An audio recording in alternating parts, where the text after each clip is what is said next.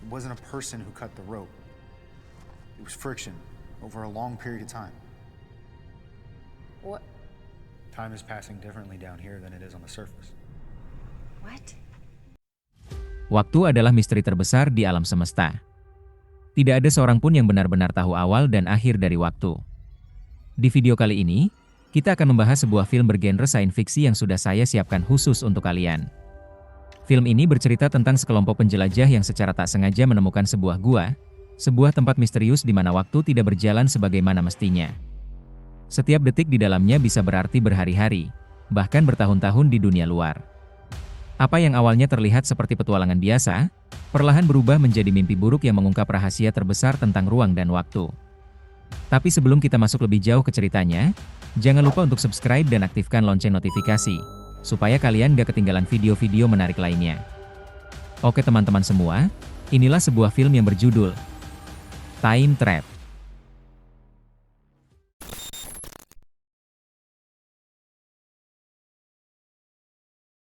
Di awal film, sekelompok anak nekat masuk ke sebuah gua terlarang untuk melakukan penelitian. Tak lama kemudian, mereka melihat sesuatu yang mengerikan, sehingga salah satu gadis memutuskan keluar untuk mencari bantuan.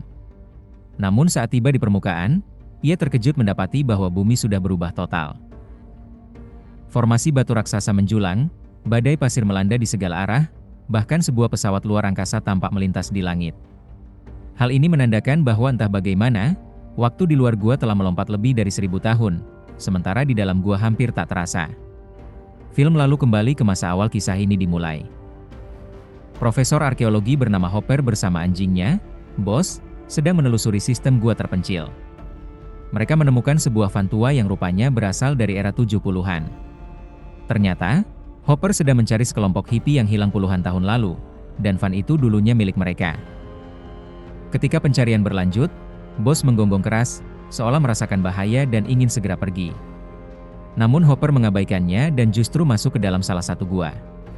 Di sana, ia menemukan seorang koboi aneh yang membeku, seakan terjebak di luar waktu. Pakaian serta pistolnya jelas berasal dari zaman yang berbeda. Terkejut, Hopper buru-buru kembali ke mobil dan pulang. Sesampainya di rumah, ia disambut dua muridnya, Taylor dan Jackie, yang sudah bersemangat untuk memulai perjalanan eksplorasi mereka. Namun kekecewaan muncul ketika Hopper mengatakan bahwa rencana berubah, ia akan pergi sendirian. Tak lama setelah itu, Hopper menyiapkan peralatan penting dan kembali ke gua. Di sana, ia menemukan semacam lapisan misterius yang memisahkan atmosfer luar dengan dalam gua. Walau ragu, ia tetap masuk, dan seketika, pria yang membeku tadi mulai bergerak. 2 hari pun berlalu tanpa kabar dari sang profesor. Taylor dan Jackie akhirnya memutuskan untuk mencarinya. Karena mereka tidak punya kendaraan, Taylor meminta bantuan seorang gadis bernama Kara, yang diam-diam menaruh hati padanya. Kara langsung setuju meminjamkan jeep ayahnya, dengan syarat ia dan adiknya yang masih kecil, Vives, juga ikut dalam perjalanan. Keadaan semakin runyam ketika mereka terpaksa mengajak seorang anak lain bernama Furby. Rupanya ia sedang mengerjakan proyek sekolah bersama Vives. Setelah menempuh perjalanan, rombongan itu akhirnya tiba di lokasi dan menemukan van tua yang pernah dilihat Hopper sebelumnya. Dari sana, mereka menyadari bahwa hippie yang dicarinya tak lain adalah orang tua sang profesor sendiri. Mereka dulu memasuki gua demi mencari air mancur kehidupan, namun tak pernah kembali. Tak lama kemudian, mereka menemukan tali usang yang mengarah ke bagian lain dari gua. Jackie mengikuti jalur tali itu melewati lorong sempit, namun mendapati ujungnya sudah terputus. Ia juga melihat bahwa gua tersebut menjulur sangat dalam. Mungkin di sanalah Profesor Hopper terjebak. Taylor berpendapat bahwa tali itu terlalu tua untuk milik Hopper, namun ia tetap nekat turun untuk memeriksa. Para gadis akhirnya ikut bersamanya, sementara Furby diperintahkan berjaga di luar, karena ia terlalu takut pada kegelapan. Saat menuruni gua yang begitu besar, Kara menemukan penghalang aneh yang sama seperti milik Hopper sebelumnya. Ia memberitahu Taylor bahwa suhu di kedua sisi penghalang itu berbeda. Meski begitu, mereka tetap melanjutkan perjalanan hingga akhirnya mencapai dasar gua. Lalu cerita kembali ke 2 hari sebelumnya, ketika Profesor Hopper baru saja memasuki penghalang tersebut. Saat ia perlahan menelusuri gua, tiba-tiba terdengar jeritan dari dalam, diikuti lolongan mengerikan. Panik, Hopper segera berlari kembali ke pintu masuk. Di sana, ia menyadari cahaya matahari berkelip-kelip dengan cara yang aneh. Begitu berhasil keluar, ternyata hari sudah malam, padahal ia merasa hanya 2 menit berada di dalam gua. Hopper pun bergegas ke truknya, tetapi mendapati kendaraan itu sudah tertutup tanaman liar. Bahkan seluruh area yang sebelumnya gurun kini berubah menjadi hutan lebat, menandakan puluhan tahun telah berlalu sejak ia masuk ke gua misterius itu. Tak lama kemudian, Hopper menemukan jeep tua milik Kara dan Ransel Taylor. Ia pun memutuskan masuk kembali ke dalam gua untuk mencari mereka. Kembali ke masa sekarang, kelompok itu terus menjelajahi gua hingga terdengar lolongan yang sama seperti yang didengar Hopper. Ketakutan akan sesuatu yang bersembunyi di kegelapan, mereka memutuskan untuk menghentikan misi dan pulang. Jackie naik terlebih dahulu, namun tiba-tiba tali yang digunakannya terputus, membuatnya jatuh dari ketinggian cukup tinggi. Akibatnya, kakinya patah, sementara Taylor yang mencoba menolongnya justru mengalami patah lengan. Taylor kemudian memeriksa tali cadangan, namun ternyata tali itu juga sudah terputus. Dari situ, mereka menduga Furby-lah yang sedang mempermainkan mereka. Marah, Taylor mencoba menghubunginya lewat radio, tetapi bocah itu tidak menjawab. Situasi membuat semua orang panik. Saat mereka berdebat mencari cara keluar, terdengar bunyi keras seperti sesuatu jatuh dari atas. Taylor kembali mencoba memanggil melalui radio, dan kali ini terdengar suara samar menjawab. Saat ia menanyakan identitasnya, yang menjawab ternyata adalah Furby. Tidak punya pilihan lain, kelompok itu melanjutkan perjalanan lebih dalam hingga menemukan sebuah tempat di mana langit terlihat.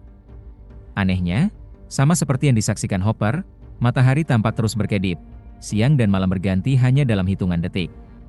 Meski begitu, Taylor yang keras kepala masih mengira Furby sedang mengerjainya dengan senter. Namun kengerian nyata muncul saat mereka menemukan Furby tergeletak tak bernyawa di sisi gua. Lehernya patah, dengan luka-luka mengerikan di wajahnya. Pemandangan itu membuat semua orang terpukul dan yakin bahwa ada sesuatu, atau seseorang, yang sedang memburu mereka. Saat Taylor menemukan tali Furby yang sudah terpotong, kecurigaan itu semakin kuat. Untungnya, mereka menemukan GoPro milik Furby yang masih menyala, lalu memutuskan memeriksa apa yang sebenarnya terjadi padanya. Dalam rekaman GoPro, terlihat Furby menunggu kelompoknya kembali selama berhari-hari, namun tidak ada yang datang. Ia sudah mencoba segalanya, memanggil lewat radio, berteriak ke setiap celah gua, bahkan melempar batu agar ada tanda, tapi tak ada jawaban. Saat bosan, Furby berjalan-jalan di sekitar area dan menemukan minivan hippie dari tahun 70-an. Di dalamnya, ia menemukan sebuah jurnal. Catatan itu menyebutkan bahwa gua misterius tersebut menyimpan sebuah air mancur kehidupan yang mampu menyembuhkan luka, bahkan menghidupkan kembali orang mati. Inilah alasan orang tua Hopper dulu masuk ke gua, karena sang ibu menderita kanker langka. Hari-hari terus berlalu, dan persediaan makanan serta air Furby habis. Meyakini bahwa teman-temannya sudah mati, ia memutuskan untuk pergi meninggalkan tempat itu. Namun untuk melakukannya, ia membutuhkan kunci jeep milik Taylor. Maka, ia turun sendiri ke dalam gua untuk mengambilnya.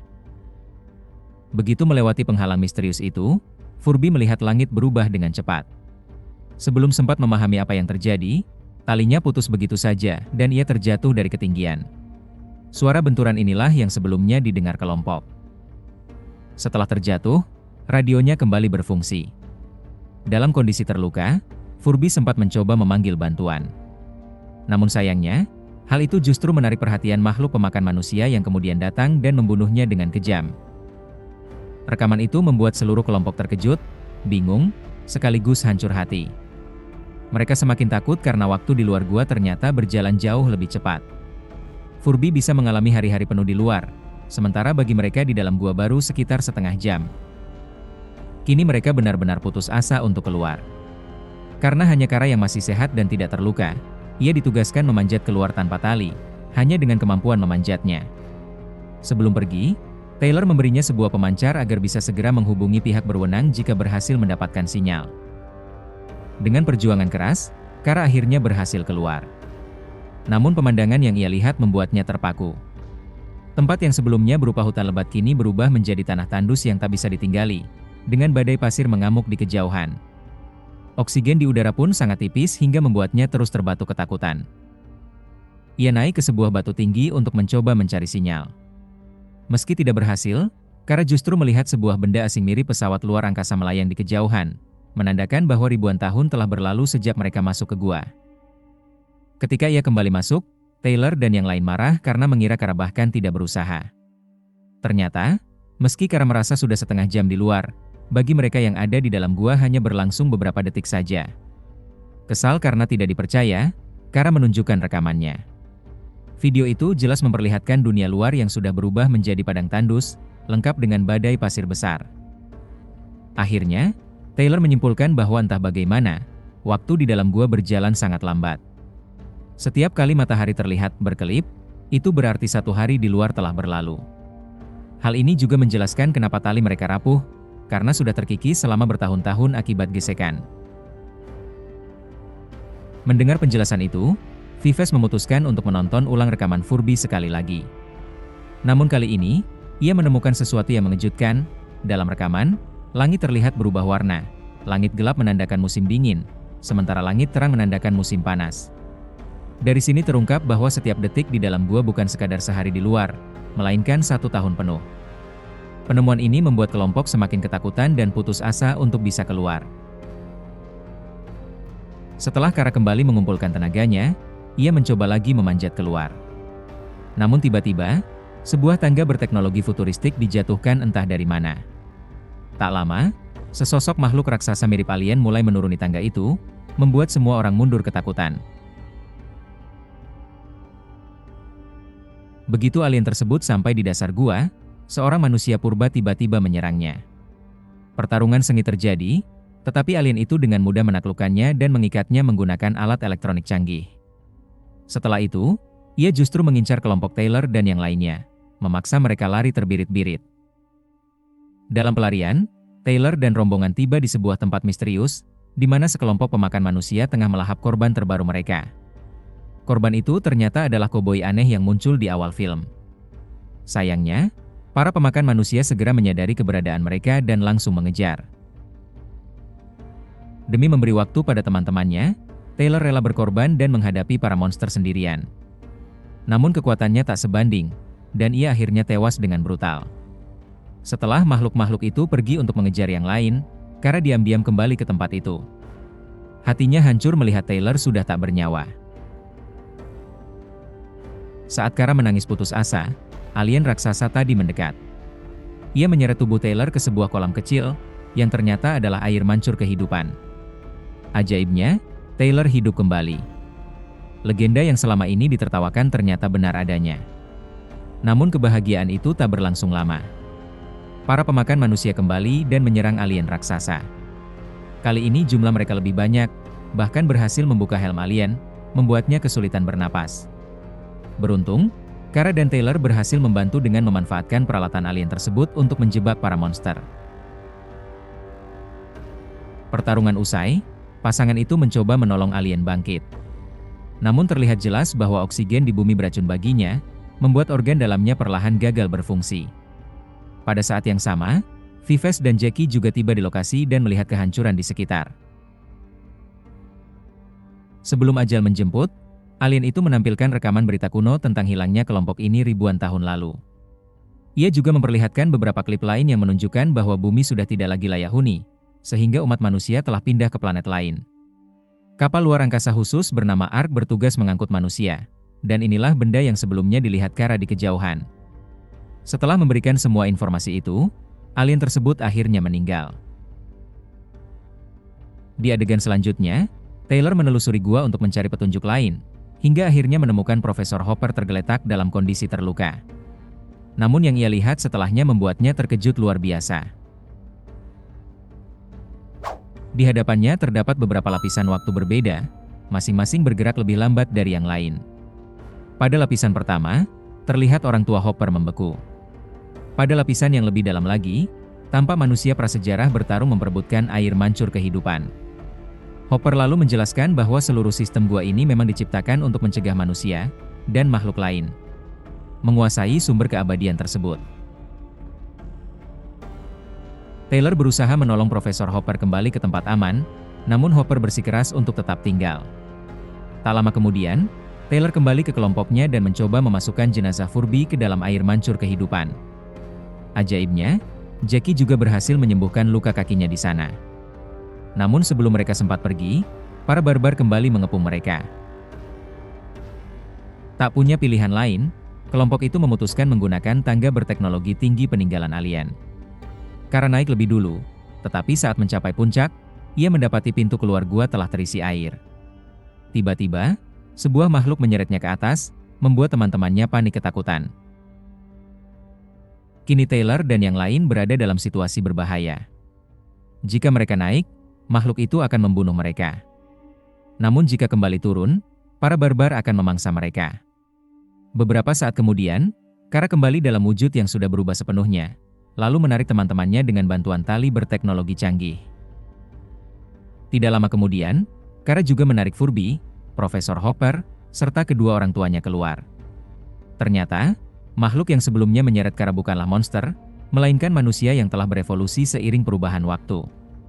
Meskipun Kara hanya hilang beberapa detik dari sudut pandang dalam gua, kenyataannya ia telah hidup selama bertahun-tahun di luar sana.